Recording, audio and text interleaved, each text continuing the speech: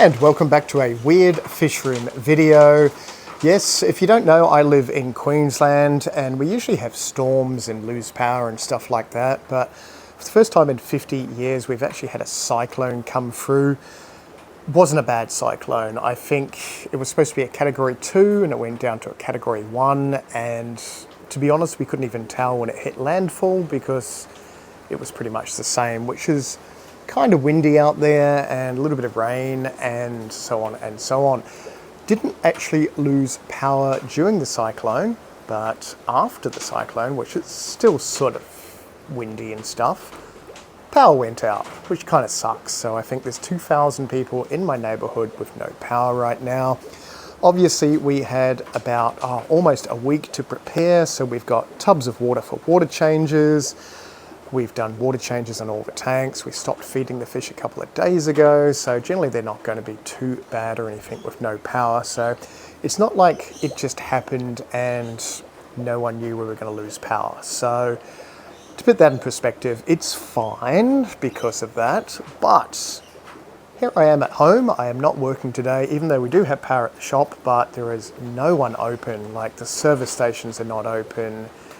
No one is open. It is bizarre. McDonald's is not open. We went on a drive to check the shop. Power's working fine and nothing is open. I think a couple of random shops, like a hairdresser, a coffee shop. Yeah, it was just bizarre. So we decided not to open today because, you know, I work 24 hours a day. But anyway, not really about work. Work is fine. You know, if anything major happens here, I can always take fish to work if the power's there, and I live a fair bit away from work, so it's a completely different grid and all that sort of stuff. Anyway, the fish tanks. Okay, even though I have no power, see how I have bubbles going? It's because I have battery-powered air pumps. So they're AC/DC, so when the power goes off, it flicks to battery, and I've got about 10-12 hours of battery. I've also got, see this giant cable here going onto the roof. I have a solar panel up there, and I am charging a solar battery. Oh, look at that, 13. So we're 12, it made a liar of me. 11, oh okay, fine. We don't have much sun at the moment, so it is slowly charging my battery, and that cord there is charging my pump. So with my air pump, if we move over the cobwebs, that is the air pump there. So I think it's a CPA 100 Halier air pump. AC/DC, this is what it looks like. So I just happen to have a box here. That is what they look like. They're about a $400 air pump. I don't currently sell them because they need to upgrade the battery. So until they upgrade the batteries so they last longer than a year, yeah, we're not going to sell them or anything like that. But it just flicks to DC, awesome pumps. Yeah, I just need to get more of them. I do have a few of them. There's some there. And that one there, obviously not plugged in, is feeding air stones in the big monster fish tanks, and air stones and sponge filters and so on and so on. Which leads me to what I'm going to do with my fish room. Obviously I'm keeping my fish room because I like fish and like to breed everything, etc, etc. But the way that it's set up, these two systems are good. They're 2-foot tanks, like 6 on each stand here. So this is one stand, that's another stand, 6, and then there's 2 6-foot sumps. So the sumps are not designed to actually grow bacteria and pump the water through. All they are is just water in there. The water gets pumped up into the top tanks and then back in. Obviously when the power goes off, it stops pumping the water through the tanks. But each individual tank, and if we look in here, has a sponge filter. So every filtered tank, or every tank has an individual filter. So if I turn off any of the taps which are there, this is still going to be filtered. So obviously I run the air through PVC and run that into each tank. And that air pump is powering, what do we got? 24 tanks here, plus another 12 tanks there. That's what this dodgy line is doing over here. And I've got it going into a couple of the 9-foot tanks at the moment. So they're pretty good air pumps for what they do. I just need to be a little bit more organized. I need some bigger solar generators, and I think this one is only a 1,000 watt Bluetti. Is So I think this was about $700 a few years ago or so. Obviously plug a solar panel into it, and yeah, you've got all sorts of bits and pieces. You can run like a 4-way board off them and that, but it is only 1,000 watts, so it's not really going to run heaters and stuff, but it's going to run pumps or low wattage stuff like air pumps, etc, etc. But I think I'm going to get a couple of the 2,400 watt ones when I can afford it, and I think they're about $1,400 Australian. Sounds a lot, but it's not when you have lots of fish and they're worth money, because you want to keep them alive, obviously. And without filters going, you've got about 6 to 8 hours for the nitrifying bacteria to die off in the sponges. Once the nitrifying bacteria dies off in the sponge, then you've got problems with the fish producing ammonia, no bacteria to eat the ammonia, and they can screw them up big time. So because we had a good, I think it was like almost a week's notice that this cyclone was hitting, and it's a huge area, like a 300 kilometre area, maybe even longer.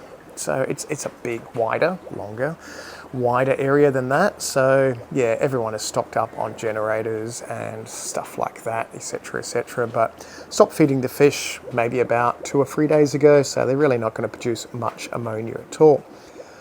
But these systems work super well. The other systems I've got, I need to modify that system a little bit better. But this system here, unfortunately, with just 4-foot tanks connected with, what was it, an Awazi canister filter, obviously they don't work without power.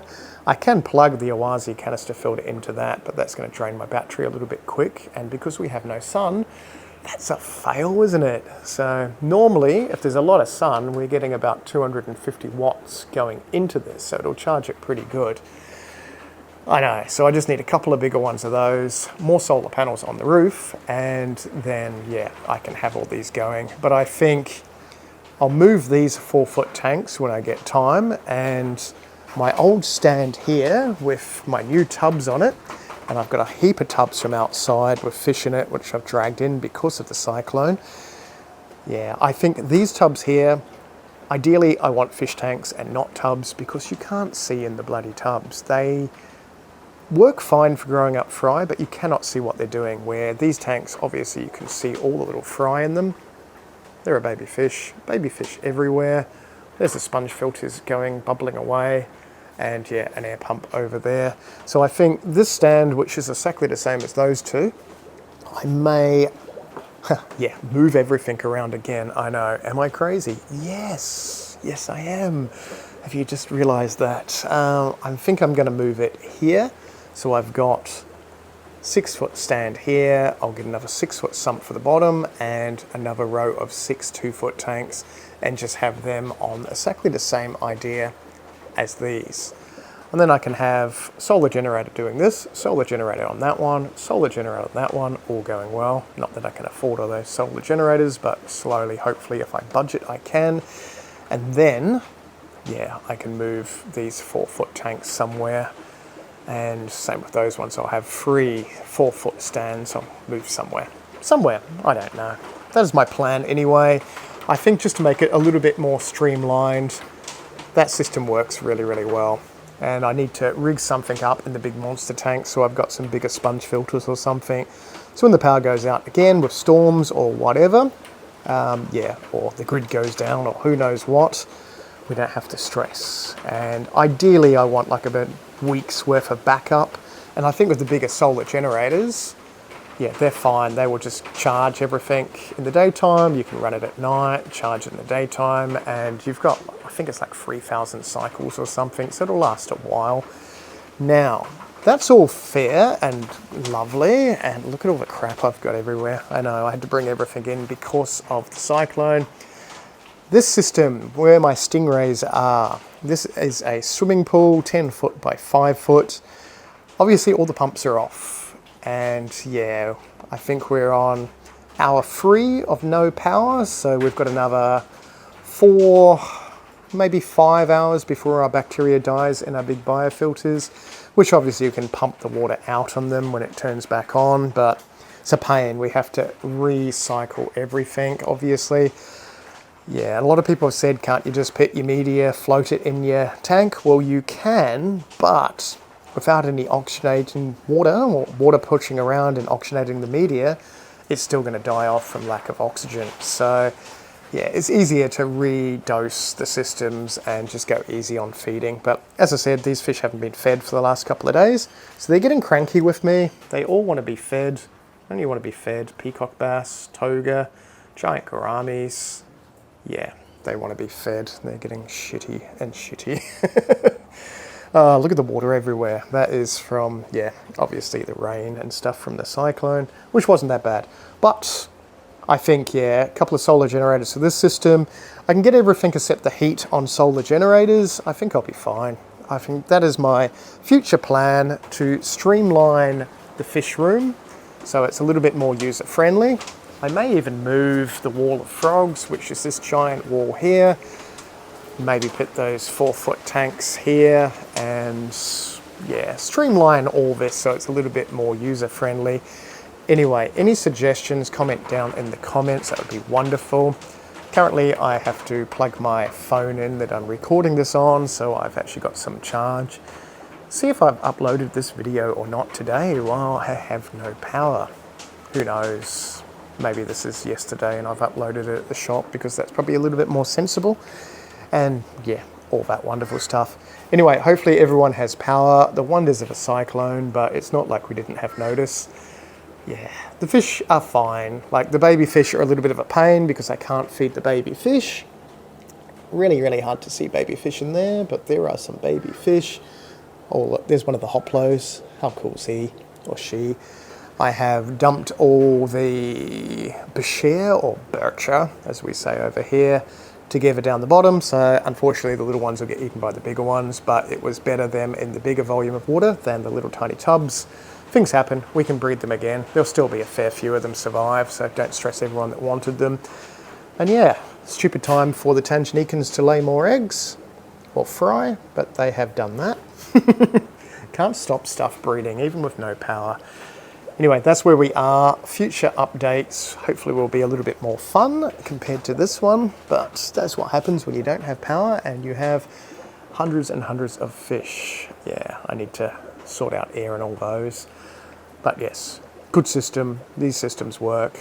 They need slightly tweaking to get them ideal, but we will see you in the next video. If you want to watch what this looks like with lights and stuff going, there's a couple of videos in that. Otherwise, got power at the shop, that is always good. We will see you in the next wonderful video. Fun stuff.